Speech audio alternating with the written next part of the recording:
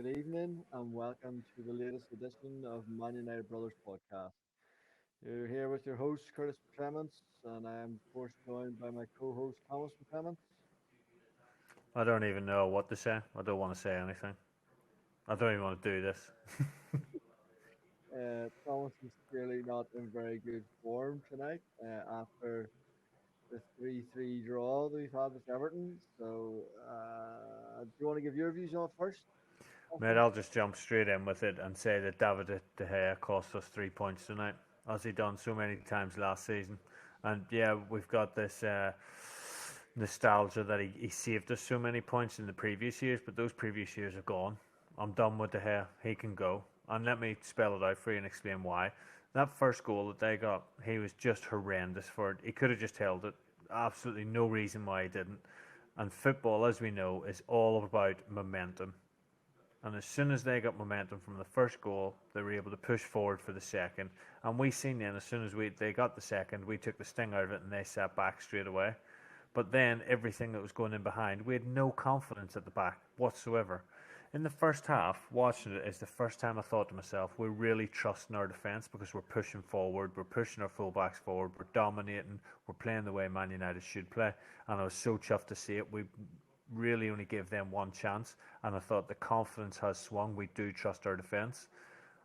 But then De Gea makes that cock up, and they're 1-0 up. If they don't score that goal, they don't score a second, they don't score a third, they don't score full stop. David De Gea cost us that match. Get him gone. Simple as. So, um, I've probably had. Usually after the match, we go straight in and do the podcast. Uh, for my sins tonight, when the match finished, my wife came to me and said, "Can you get the child to sleep?" Because she wasn't having it. So I lay for 15 minutes putting the child to sleep. I think in that 15 minutes probably calmed me down. Otherwise, I might have been the same as you, rather annoyed and frustrated. Uh, I'm pissed off. If that anything is to show you what United are and where the problem is, that showed it tonight. That was, and this is going to sound mental, one of the best performances I've seen us put in attacking wise. We look, Guy Neville was saying it, we look balanced. We looked like our attack was playing properly. We looked like he looked exceptional. I thought Greenwood was brilliant tonight.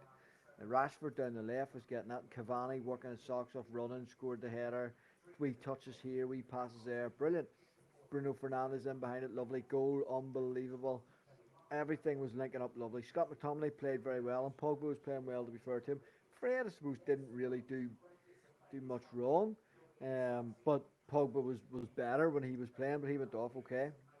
And then you go from there to your defence. Luke Shaw was good going forward, and to be fair, didn't do anything defensively wrong. I didn't think. The red, Wan-Bissaka, it was hot and cold tonight. Hot and cold, bits and pieces. Bits you're like, oh, he did well there. Bits you're like, what the fuck's he doing? And he's very inconsistent at the minute, Wan-Bissaka, and that's a frustration for him. He's so good against Southampton, getting forward and everything. He did okay tonight, but then there's stuff defensively just wasn't good enough. The offsides, it's like someone needed to fucking teach him what offside was at half time. He was dropping in behind him. But then Maguire, Lindelof, and De Gea need gone. I don't care what anyone says. You said it against Southampton, and we won 9-0 that our defence was shit and wasn't good enough. And and that's where we're winning 9-0. Now, if we're able to see at the end, it obviously becomes a massive highlight tonight. De Gea, completely at fault for the first goal, absolutely a disaster. But Maguire is as well. And I know you'll say, oh, he's just done for pace. He shouldn't be getting fucking done for pace. He's a centre back. He positions better, and he doesn't get done for pace, and that stops that. However, I'll accept that it can happen at times, okay? And when it did happen, De Gea should just like do something totally different than whatever the fuck he just did there. You either punch it away, or you catch it, or you don't do anything because it's dropping to our players. So it's like he doesn't have a fucking clue what he's doing. So that was brutal. The second goal, just like we stopped, and we just left Rodriguez just here. You have the run of that box, son. Do whatever the fuck you want. That's Maguire and Lindelof. No defence in them at all. And then the last one, Maguire, leader, captain, bump, bump, all that bullshit. Alex, he's the fucking dickhead who drops back in and plays them all on side from the free kick, and then nobody's marking. So and Lindelof's doing nothing, so that's them. But then De Gea is the biggest fucking pussy you'll ever see in your life. We've talked about this before with De Gea. He doesn't have any balls in between his legs. There are no balls. There's a severe lack of two bollocks.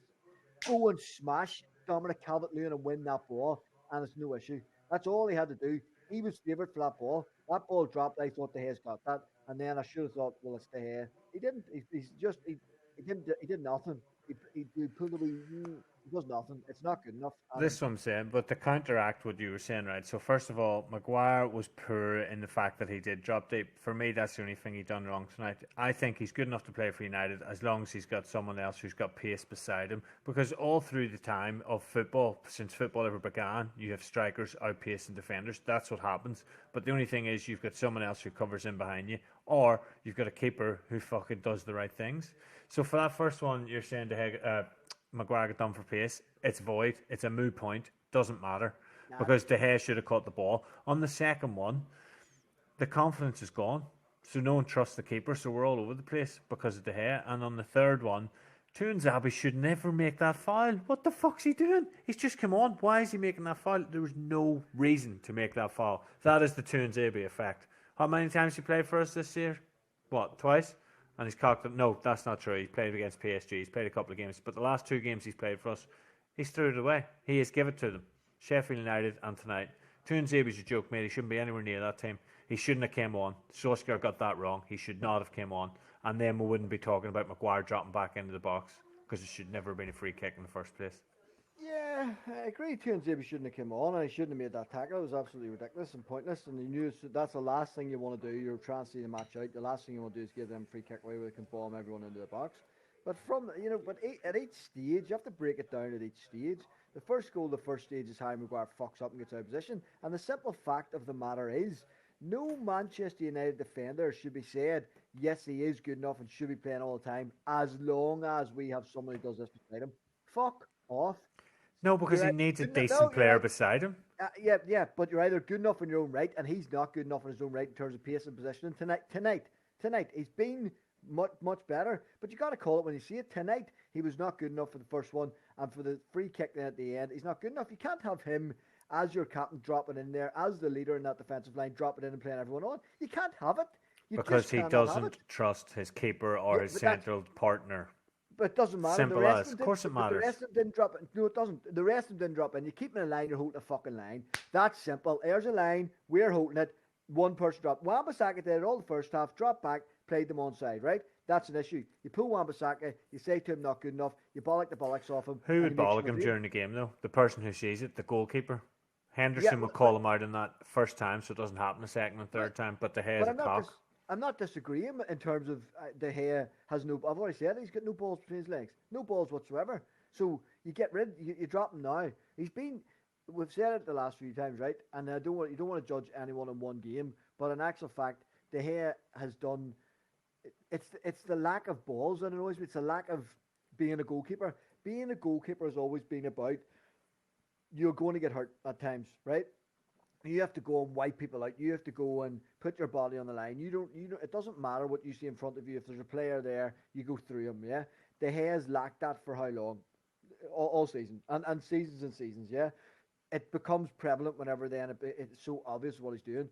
I believe the one he's jumping out and doing that again. It's a cards move. He sees the Corey and sort of half-assed hand out. If he's got a set of minerals and a set of bollocks, he goes out and punches that, or he wipes everyone out, or it's just simple. And the last one, honestly, that is goalkeeper 101. I'm coming out, I'm wiping everyone. And if he does that, they don't score. But he doesn't have it. But that's not taking. That's that issue in itself, which is the hair and the issue itself. And yes, that doesn't breed confidence. But for me, Harry Maguire doesn't breed confidence. Harry Maguire is too easily beat with the pace, and then he should not, no matter who's behind you in nets or whatever else, if you're the only one who's dropping in, you're the issue. Because no one else is doing it. So you've broke that line of, this is our line of defence, this is how we defend, that's going on in training, you know your line of defence, he drops in, that allows them to get in there. So they're all separate issues, and you got to take them in their own right. Axel shouldn't have come on, I agree, they got that wrong. No reason for him to be on there. Mason Greenwood was playing brilliant. Absolutely no point in bringing him on whatsoever. Trying to waste time. If you were doing that, I just wouldn't have brought Axel on. Maybe Matic would have been a sensible option. I would have brought Matic on. Yeah, because Matic would make sense. And then McTominay could have pushed out to that right-hand side like he's done before. And we have legs in the middle of the park. That makes sense to me, bringing Axel on, because he had a rough time against Sheffield United and then got a lot of Yeah, abuse. That's what it felt like. It was like, go on, son, here's a bit of a yeah. confidence boost. But We're not he's here to boost people's confidence. Like, no. we're here to win football games. We should have won. Do you know what the most annoying thing is? It's the best we've played all season. That's Without a my doubt, point. it is the best we've played all season, and we still concede 3 goals. And But that's there's the and point. see, we're just going to keep repeating ourselves though. It's De Gea. But It's yeah, simple as. but you'll see it as the head. I'll see it as our three in defence. I see it as the goalkeeper and two centre backs, and that's where we're weak and we have been But weak. We've as a been talking unit, about no one trusts each other, and well, that's where it all exactly. stems from. And I agree with you. Maguire should have done better. I don't agree with you on the fact he got outpaced because defenders, like I said, have been getting outpaced since the beginning of time. Vidic got Yes, outpaced a yes, number of yeah. times. It always used to happen, but Schmeichel or Van der Never. Sar would have saved him. That's the difference. Well, 4 times out of 7, Van der Sar saves it, and Random therefore, numbers. yeah, I know, but therefore. Vidic does. Do you know what I mean? You don't say Vidic got done by pace there. You think, oh, it's all right. It's Vidic. He'll win the next tackle. That's the Yeah. difference. But when Yes. Lindelof is playing beside Maguire and you've got the hair nets, then all of a sudden it becomes a hell of a lot different because you know you're not going to get saved. Yes. Simple The as pro- that. but, but if you watch the first goal, right? And I don't want to keep repeating ourselves like you say, but if you watch the first goal, Maguire's positioning, if he's just got it wrong, if he had it a yard further to the left or I can't even remember For left a or right, start, he's on the wrong he'd have won. side. Where's Yeah, Lindelof? yes, yeah. I don't know why he's on that side. Lindelof's pulled over. I don't know why that's happened. But if he's a yard further over, he cuts that out and he's dead on. So he just got his positioning wrong. And then yes, you can get outpaced. As I said, that United attackers, that's what we live on. We live on outpacing defenders. So that can happen. But you position yourself right and you don't get outpaced and you see that out. You know what I mean? So that annoyed me. But as an overall as a team, that was one of the best performances we've given, and it's the difference between a front six to a back 4-5. But I link it to the three that are the problem, and the three that are a problem for me are the goalkeeper and the two centre backs. Whether you'll say it's because Maguire needs somebody better to play beside him, who has been by, and again unfortunately was injured tonight, but has been that one with pace who can cover and do all that. Okay, in one sense I get that, but in the other sense, why are we saying we need our best centre back to have a certain type of player playing with him? I appreciate it's about partnerships and everything else, but you should be able to stand alone in your own right as our best centre back. He can't do that unless he has a Bailly beside him. So that's a concern for me, and that for me screams you need to get rid of your keeper. You have Henderson there, bring him in and play him, and you need to change your two centre backs. And I'd almost say, and I'm probably being a bit harsh on Lindelof tonight because I don't think he was that bad. But I would actually almost say, watching it tonight, you'd rather Lindelof and Bailly and Do see you how they know? get on. Do you know what? It's frustrating me because I'm trying to think back and I'm trying to pull your argument apart by saying things like, I've muted my TV, by the way. You've now texted About me, fucking WhatsApp time. me, Yeah, and no, sent fucking messages. hell. I was If you thinking could in the hear it, background. everyone, I apologise. I was racking my mind trying to think, right, I want to prove you wrong and say, well, when Ferdinand was injured and so came in, Vidic didn't look so good. But actually, the fact is, we could have rotated throughout all the years when we had Jaap Stam. He could do it with Ronnie Johnson. He could do it Yeah, with yeah. Henningberg. He could Henningberg, do it yeah. with who was his main centre back with him? Was it Ferdinand at the time, or is that way back? That's way back. But even then, Probably. if you look at Ferdinand and Vidic were your main two, but you'd have Wes Brown coming in, you'd have John O'Shea coming in. So you're right, you are right. They all were able to look as good as each other and still be good at the back. And I put that down again to having a goalkeeper behind them who is talking to them. Van der Sar, you know for a fact. In fact, it's a great time to bring it up. Rio Ferdinand was saying, before a game, he would say to Van der Sar, right, we're playing against, let's for example say, Luis Suarez, right? He said, we're playing against him today. Yeah. I am always going to be, if I'm seeing him on the left-hand side of the box, I'm always going to push him onto his right foot. So I'm going to cover the front post. No matter whereabouts I am in relation to the box and the goal, I am covering that right foot shot near post. So you have to cover the far post. And on the other side, that's the other thing. So he would talk to him and tell him, this is the bit I'm going to cover. So when you're there, you know Van der Sar saying to him, right, push him out, do this, do that, look there. He's going to be directing everyone. The head does not do that. He doesn't talk to his players. Henderson does, and we've heard it. We've heard it. And that's what it's driving me insane. For me, De Gea is absolutely done at United. In fairness, he was done last season. We had a conversation before we started doing these. And De Gea, we accumulated or we added up that he had cost us about 15 points in terms of we would draw games or lose games because he had done something that he shouldn't have done. He let goals in that he should have absolutely saved, and we'd done about 13 to 15 points last season, which would have had us much better place. I think we would have finished second if that's the case. It's already now. He's just cost us 2 points. He cost us points earlier in the season too. I can't remember which one it was now. And we got over it and we said, oh, it's all right, he's done better now. But it keeps costing us points. It's not good enough. We can't do it. We cannot throw these points away. We would have been joint top of the league today. Liverpool could have beat Man City tomorrow, and all of a sudden there's only 3 points in it. Now, if City win or get a draw, then you know what I mean? It's just... Yep. But then I think to myself, why am I getting so angry? Because I've accepted that we're in a top 4 battle.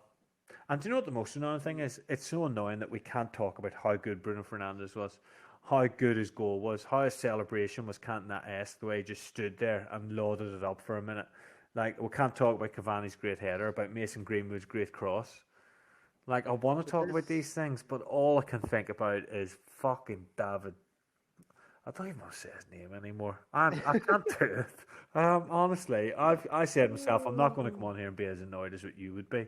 I just can't help it, mate. I was livid during that match. Absolutely livid. Mate, it was... It's so hard to take in terms of... And it's funny because you say, oh, you wanted to toss top 4 and all the rest of it. But we were there for the title challenge, and that first half especially. And even when we got back to 3-2, it showed you. And the attacking football and style of play we had tonight. And it carried on from the Southampton match. And I have no doubt it's because of the front 4 were picked and the way we've lined up. But that all just made you sort of go, actually, you know what? We're good enough here. That first half we breezed, and it was a gift. And you know they didn't. Now there's times they maybe could have caught us out, but didn't. So you can't say all them maybe could have. They didn't. You know we were comfortable. We were more than comfortable. We hit them with 2 goals. Probably could have had a couple more. You know, it was like, this is brilliant. This is proper United football, attacking quick, getting at them. Greenwood, I thought Greenwood was exceptional. I'll say it again, exceptional tonight. His movement, his passing, his cross, everything. Cavani didn't stop. Bruno's goal, you're right. It was absolutely delightful.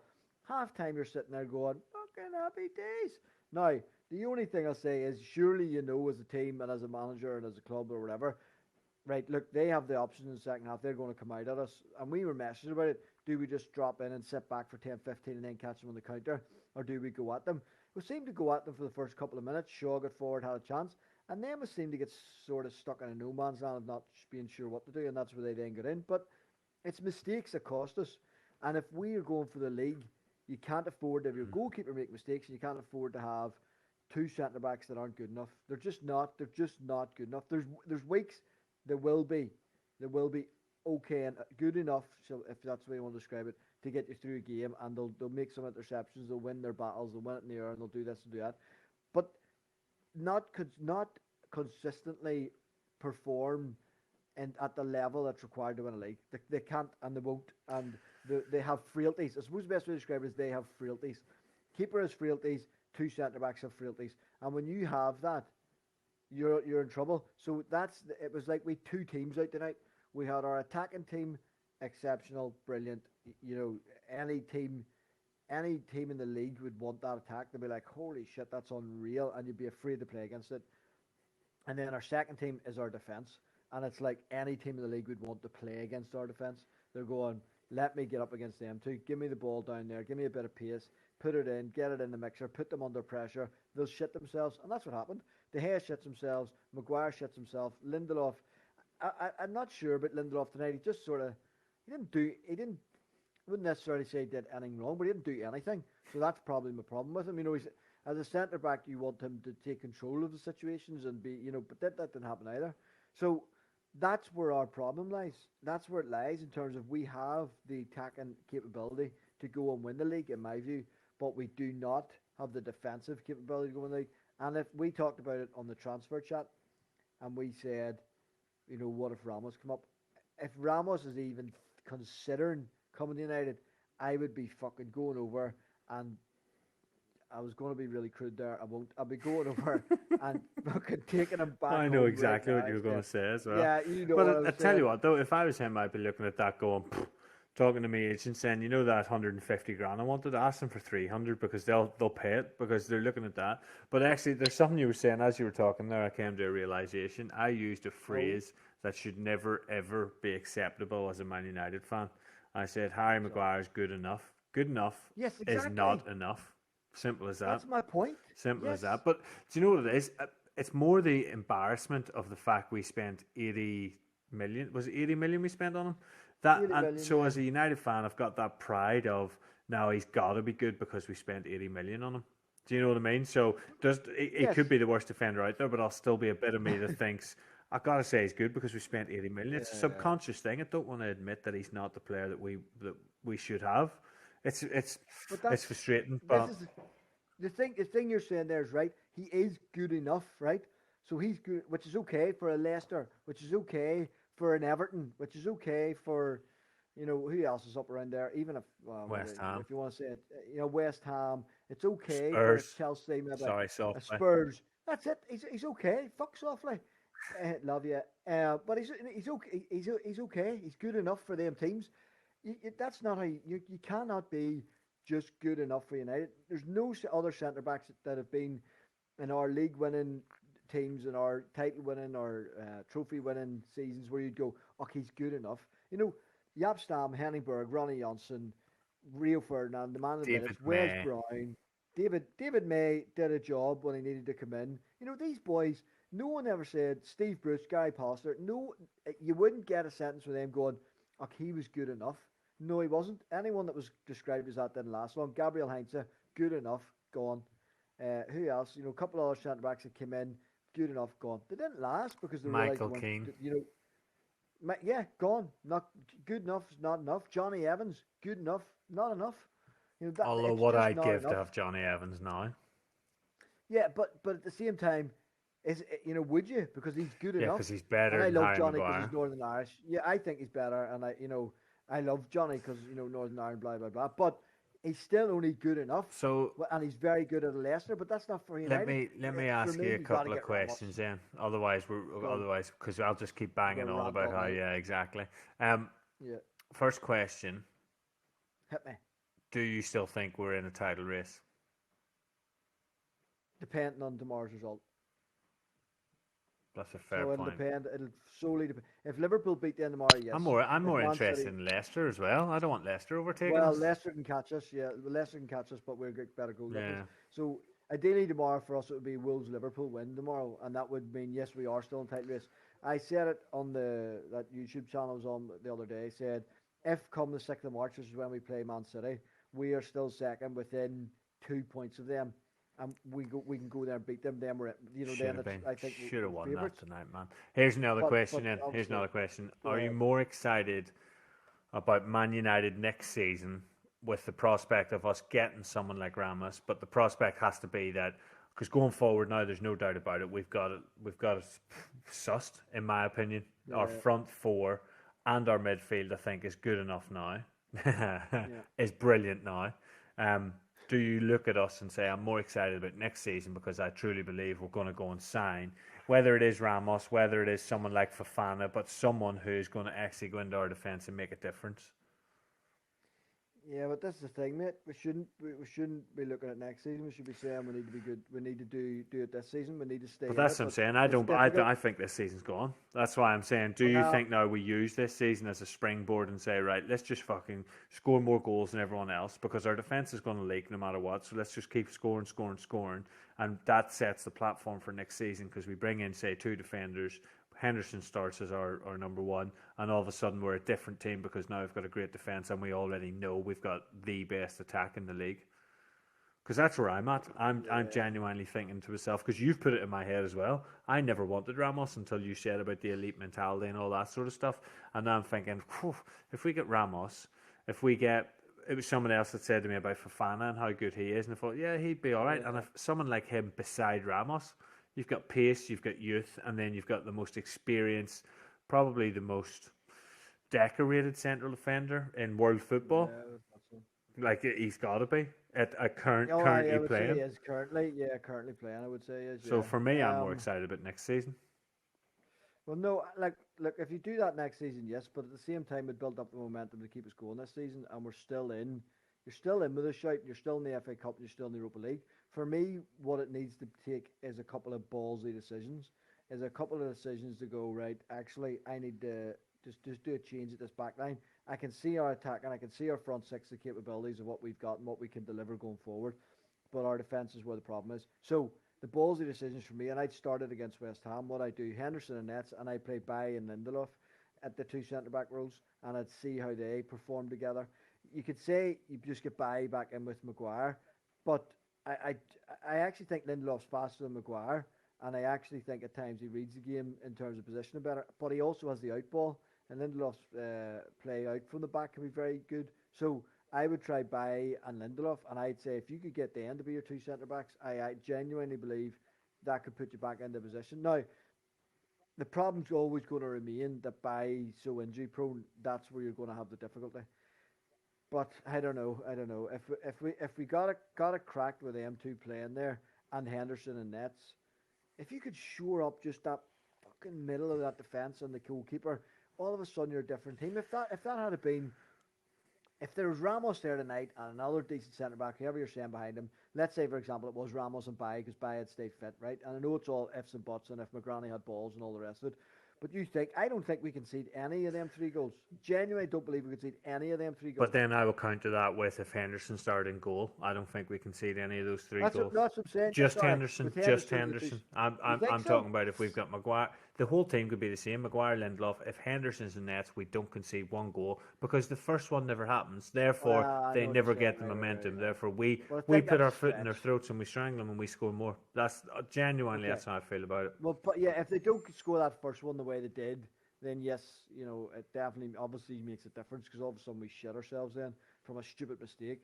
So I get what you're saying, but if you look at it overall and try and see it as let's just say that that happened, or I still just believe none of the three break each three down. It's individual. None of the three happened with two good centre backs and a decent keeper in there. None of the three are scored. So that's our areas to work on. Do you know what was interesting? I had Baker message me in during the game or just after the game, and he was saying that, and it's something that I thought about.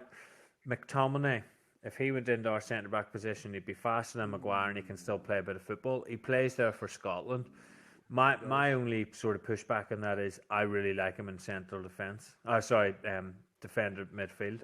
Yeah, and I think he's starting to make that position his own. But it's certainly something to think about. Yeah, it's an interesting one. It's one I hadn't actually really thought. Yeah, he does play for Scotland. You're right. A Scotland team who have just Um, qualified for the Euros for the first time in, yeah, well, yeah. since I can ever remember. Well, actually, since the infamous England game down in Wembley. Was that Uh, 96? Got to be no idea. 96. I'm sure it was. That Gaza goal. Yeah. It was 90 Euro 96. Yeah. Yeah.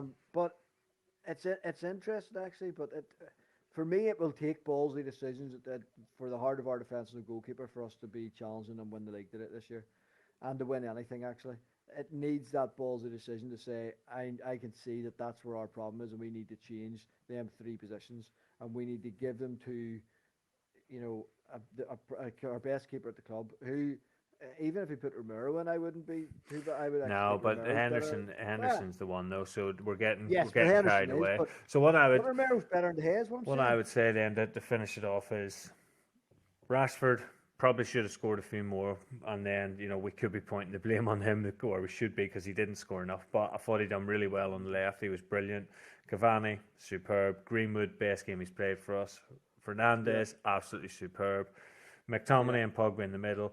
Pogba's the first time I thought he's got this position now. He's nailed, like he yeah, knows what he's doing. yeah, He's dropping back. He's going forward. He's getting in when we lose the ball. But then Fred come on. I thought he done well as well. Shaw yeah, going forward was brilliant. He didn't really, in defence, I guess he was just meh. Wan-Bissaka, like I said, was hit or a miss, and we don't need to talk about the yeah. other three. Yeah, I would agree, mate. I think the most disappointing. Well, there's obviously a lot disappointing about tonight. It feels like a defeat for a start. You're 2-0 up and cruising. You think happy days. You get pegged back and you go 3-2 up. You think happy days. There's a lot of just stupidity in there that needs cut out. But the biggest disappointment is the fact that we are spending so much time talking about the shit side of it. we want, like you said, you want to promote the positives. You want to be so happy about how well we play going forward. I think what we need to do now is we need Ollie to have a big set of balls, and we need Ollie to say, right, I've got the front end of my team sorted. Let's sort the back end out, and let's sort it out now. Well, the first thing he said in his questioning afterwards was he wasn't sure where the 4 minutes extra time came from, and we played 5.5 when there was only 3 minutes against Southampton. To be fair, I did message you saying that. I said, "Well, how did they get 4 minutes whenever they only give us 3 against Southampton?" And that's a fair. That's one. It's, I don't disagree in terms of why, but at the same time, it doesn't take away from the shite of Should way never of conceding conceded. it. You Also, never mate, I concede knew it. as soon as it was two, if anyone else had to give away that foul, they wouldn't have scored from it. Guaranteed. Because it was two and Zabi. You knew as soon as I seen it was him, I thought they're going to score from this. Because that's how it's, so because that's fucking football for you. But, That is football, but we could talk all night about how shit it is and how annoying it is. But I think we all have to accept. Look, sometimes that can happen in football, but I just think some better decision making and a real review of them 3 positions we keep talking about needs to be done. my Well, West Ham, what are you going well, there? actually, before going to West Ham, I was just going to say my What's that? prediction for the Everton game was closest. What did you get? I said 3-1, What did I say? 2-1. But I don't actually know what you said, close. but we scored 3, so I think got said closest. 3-3. Yeah, I'll give you it then. You win that one. Thanks. West Oh, Ham. yes. What are you thinking? I don't know, mate. It's so hard to. After this, it's so hard to know. I know. Part of me wants to go same team minus the hair and just play the exact same way. Genuinely, like that. But then I have a funny feeling he did have a bit of an FA Cup team where Henderson would have started anyway. Van de Beek would have came in. So maybe even I would go, assuming Pogba is injured for it, I'd go Henderson and nets. Apparently, did I hear that Luke Shaw has 10 yellow cards now? No, he's only got 6 or 7. Are you sure? Because I swear I didn't see it on the screen, but when I heard someone say that's 10 yellow cards now, No, bollocks. have a look at that, because if that's his 10, then he will miss the FA Cup game anyway. So Telly's can come in for that. He definitely doesn't miss it. Like, Okay, so then I'll probably go same back 4, Henderson and nets. If Bai was there, I'd put him in instead of Lindelof, and then Donny Van de Beek beside McTominay, and everything else the same. Rashford on the left, Cavani through the middle, Greenwood on the right with Fernandes behind him. so he's on 5 yellow cards now. Okay, I don't know what I heard then. But yeah, because he's on 5 and he didn't get the ban, so it's after the time for the ban. So that's what they were saying. Mate, do you know what it is? He probably needs 10 to get the Too ban. many people getting excited during the game texting me. Softly texting me saying how he scored a goal like that once for Saintfield for the Fernandes one. Text me that too. I think he was. He just wanted us to drop it into this. There you go, softly. I do remember that goal you scored, mate.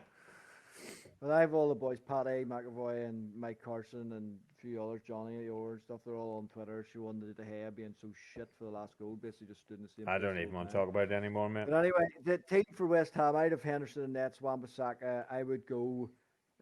I'm actually now that someone said that, or Baker said about McTominay and centre back, I'm debating it in my own head, but I think I would try Lindelof by Luke Shaw and see how that goes. And then in front of that, I would play Donny and McTominay, and then Fernandes. And I probably would say Greenwood, Rashford in the left, and Martial through the middle, because I think Cavani, not because I like Martial or in any way, shape, or form. I love Cavani. I think he's brilliant in what he brings, but I think he needs a rest. He's working his socks off, and he was looking tired at time towards the end there. In terms of, he was, he was puffed out because he was running so much and he was getting kicked, and he was feeling his ankle at one point, which is obviously why he came off, against Southampton. So I would just give him Tuesday off, keep him on the bench if you need him. Part of me would like to, after watching under 23s highlights this morning, part of me would like to throw in Diallo, Hugel, and the geezer with the crazy hair. What's his name? Hannibal Mejbri. Yeah, I can't pronounce his name. I thought it was Hannibal. Yeah, I'd like to put stick Hannibal, those 3 up top, because they are banging. They are bang on form. Yeah, so Hugo's not ready, so he won't go in. Diallo could. He looks brilliant. He is, his decision making is just unreal, and that's the biggest part of being a footballer, because everyone's got skill. We all know that. Everyone in the Premier League can take a touch, can take a pass, but it's the decision making that makes you the top players. And that honestly, well, it does. It's true. You say everyone, but Fred can't really fucking make a pass. Yeah. But no, I agree. But the only thing I said it to you before is he's quite slight, and I just would like him to bulk up a wee bit. But we've talked about it, in terms of it, the league's not what it was, and you maybe don't need to be as bulky or as strong to get away with it. You get fouled and stuff. So. But yeah, if Diallo's coming in, I think Hannibal comes in because I think Hannibal's as good, if not better, than Diallo. So, but It'll be look, I'd interesting. say maybe on the bench, for West Ham. But the reality of the situation is, after that, which feels like a defeat, we need to go out and make sure we beat West Ham. It looks And we're going to like get to the next stage. it looks like Souček will be missing from them. He got his red card tonight. Yeah, he got a Whether or red not that card, gets yeah. rescinded because it should never have been a red card. knows? It I didn't haven't look like a seen red that. card, but I hope it sticks because we could do with not Yeah, we having could him, and do, then they yeah. won't have Lingard Obviously, either. no So Lingard, yeah.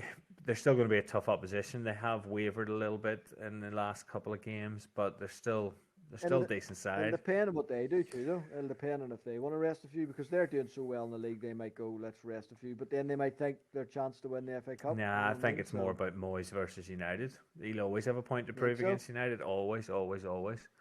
Yeah, but he can never prove that point. He was shit at us, so you can't rely. Your point's fucking moot point. Really. Yeah, well, As you say, it's a moot point. that's a good They don't saying, play. See, but they don't play to the Monday night, so they don't play again until Monday night against Sheffield United. So they're dead on. They've made basically a week's rest after the playoffs on Tuesday. So. Well, let's see what happens. But look, we'll see what happens. So, what's your prediction for it? I don't know, man. where is it? It's over in England, mate. Is it Old Trafford or is it at? I don't know. I nearly said Upton Park, but just to buy me a bit of time there. It's on. I've been down to their London Stadium. Went to watch some athletics down there. It's a hell of a stadium, absolutely beautiful, but not a good football stadium. Nobody gives a Well, it's just I'm trying to fill some time for you. It's at Old Trafford, so we'll concede at least 4. So I reckon 5-4 United. Yeah, I don't know. I don't even know what the 3-1 United I'm going to go. You notice how we never ever say anything other than United. Yeah, because I can't bring myself to doing that. I know. Because do you know what it is? I genuinely think we're going to win every game. That's what the most annoying thing about being a United fan is. Like, there's no reality checks. Because you genuinely can win every game, but then you turn up and your fucking defender and goalkeeper just are fucking riding each other around the back of fucking post somewhere whenever they're scoring. Goals. I could keep talking about it because I want to see it. Like, is it Ollie's fault for bringing Tuanzebe on? But let's not get into it. What I would say is, I would love anyone that listens to this to get on the Facebook page and let us know your thoughts. And I genuinely would like to know: are you still a De Gea fan? Are you still backing Maguire and Lindelof? Are you still? I mean, we're always backing Ollie because I do think he is the man for the job. But that was a poor decision bringing Tuanzebe on. Yeah. Look, I'll always back our own players as well.